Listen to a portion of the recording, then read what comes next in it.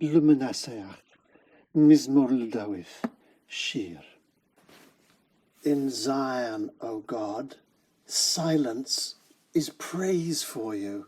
Vows are fulfilled for you. O hearer of prayer, all flesh comes to you. Evil things are too strong for me. You forgive our rebellions. The happiness of those you choose and invite to dwell in your courts. We are sated with the good things of your house, your holy temple. In righteousness you answer with awesome deeds, O God of our salvation. The confidence of the ends of the earth and of the distant seas, who holds the mountains in place by his strength, who is armed with might, who stills the raging of the seas, the raging of their waves, and the raging of the peoples. So those who dwell at the ends of the earth will fear your signs. You will make the gates of morning and evening shout for joy. You visit the earth and make it fruitful. You heap it with riches. The river of God is full of water. You prepare grain for them, for this is how you prepare it, drenching its furrows, pressing down its ridges, softening it with abundant showers, blessing its growth. You crown the year of your goodness, and your cart tracks drip with goodness. The pastures of the desert drip with goodness, and the hills clothe themselves with joy. The meadows are clothed with cattle, the valleys are clothed with corn. They shout for joy, yes, they sing. So, Sue, I wonder, perhaps we could start just by talking about this, the first line in this psalm, because it's one that in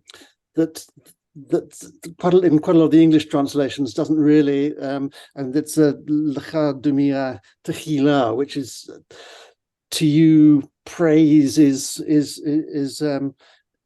or to you silence is praise would be better, wouldn't it? Or to use praise is silence, whichever way. But it's interesting because it's actually quite important for the Hebrew sort of Jewish readings of the psalm, isn't it? I noticed you had the translation in yours about that for you there is silence, a song of praise, taking it from the Hebrew. And the Greek is where we get our main translations from, which actually uses the word prepo, I think it is, which is to you, it's fitting, it's seeming, praise is fitting, missing out the whole idea of silence. But the Jewish tradition certainly builds on that, on the idea of silence. And I think you've got in the Targum, it actually, it just says very explicitly, before you, praise is reckoned as silence. And that's really because of the context of waiting for restoration.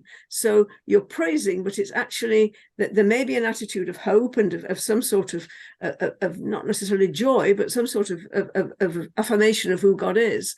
But nevertheless, it's got an element of silence within it because it's waiting for God to act. And in fact, the Midrash Tehillim actually also has the same expression: silence is praise, about waiting patiently for God to act. So it's an interesting idea that you mentioned, which is quite, unexpected, that in the Septuagint, the adds to the heading, attributing the psalm to Ezekiel and Jeremiah when the exiles are about to depart, which is quite unexpected in a way, isn't it?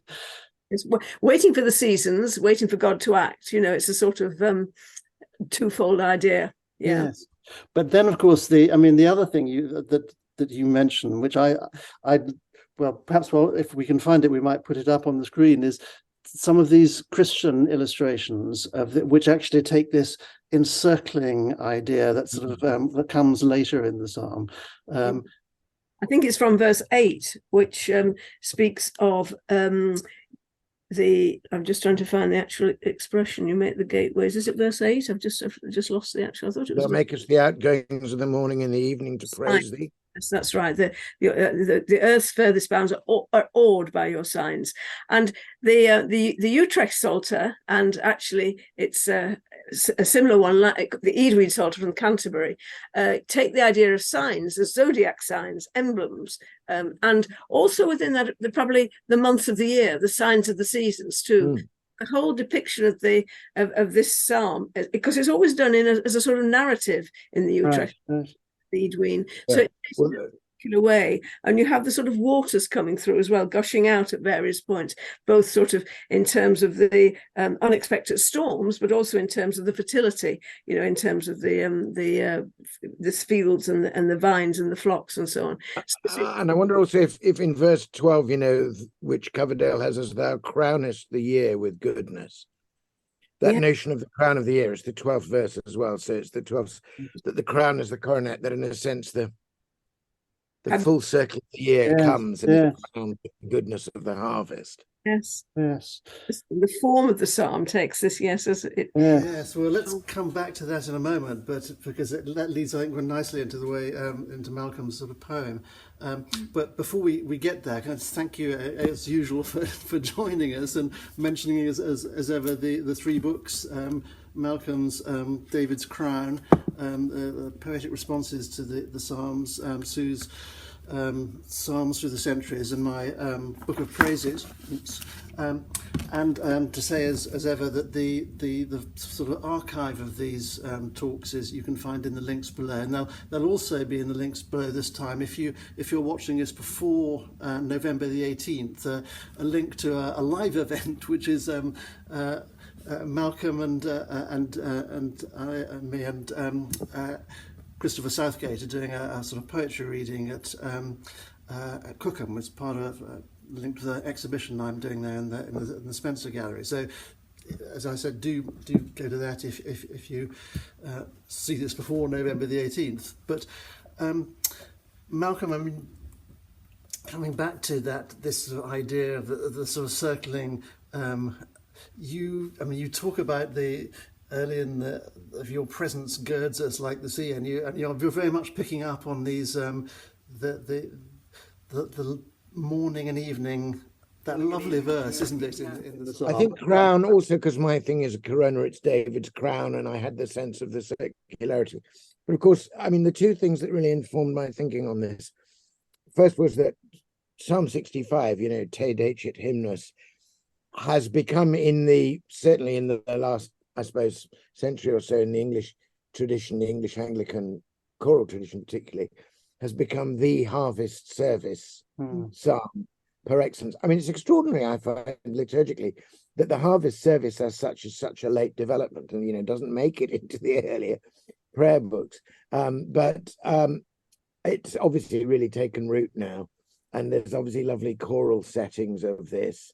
So I wanted in my reading of it, as it were, to acknowledge that context, since I know these poems are often used in a liturgical context. So I thought, let's write something that is a genuine response to the psalm as I read it now, but also picks up that great, the crowning the year with goodness, all the harvest things. I mean, the other element, of course, for me, which is just consistent with the way I'm trying to read the psalms in this poetic response, is in light of the Christ event and the resurrection. So it seemed to me that when one was looking at the crowning goodness which delights the eye at harvest and so on, that I would go back to that central saying, in John 12, where unless a grain of wheat falls into the earth and dies, it bears no fruit, and Christ himself as the grain, which then allowed to give. I mean, I delight in the valleys stand so thick with corn that they shall laugh. So wonderful, that, isn't it? Joy. There's a lovely comment on that in Lewis's reflections on the Psalms, where he says the perspective of the psalmist at the end of Psalm 65. He's almost empathizing. It's almost like a vegetable is writing it, or a root marrow, or it's as though the very plants and stock of the earth are through the psalmist giving voice to their sense of the wonderful running of the little rivers and the marrows and the fatness and the kind of goodness as the soil. It's an appreciation of the soil from the plant's point of view, says Lewis, which is quite interesting. But anyway, I thought we'd give it also a sort of resurrection turn.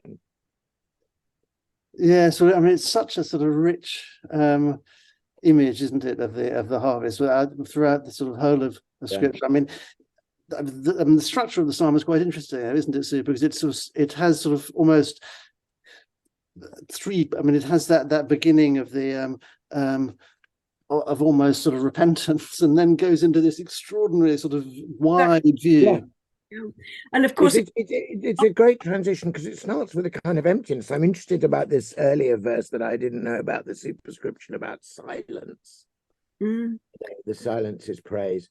That because it starts with this confession, my misdeeds prevail. Yeah. And then just it seems to, as soon as once it's got to the mountains and the sea, it begins to think about, it seems to me, about the sheer goodness of God made manifest in his creation. Yeah. And obviously, again, for a Christian reader, verse 9, thou visitest the earth and blessest it, thou makest it very plenteous. I mean, this is the visitation of the rain on the ground, I take it, and all that makes for the crops to grow. But again, the visit and bless, has this sort of Christo, yeah. Now, you were talking about the harvest theme in music and so on, and there's the hymn which probably quite a few people may know, is the one by Chatterton Dix. To thee, O Lord, our hearts we raise in hymns of adoration. There's two little lines in that. The valleys stand so thick with corn that even they are singing. And it actually, it's a paraphrase. The last part. Yeah, that's yes, that is. It's wonderful. We're talking now. We've had our praise and silence, and and now we're going to, it's been a good year for the crops, is what it's kind of. Yes. I've never quite understood. I don't know how it worked for Coverdale in the 16th century about the clouds dropping fatness.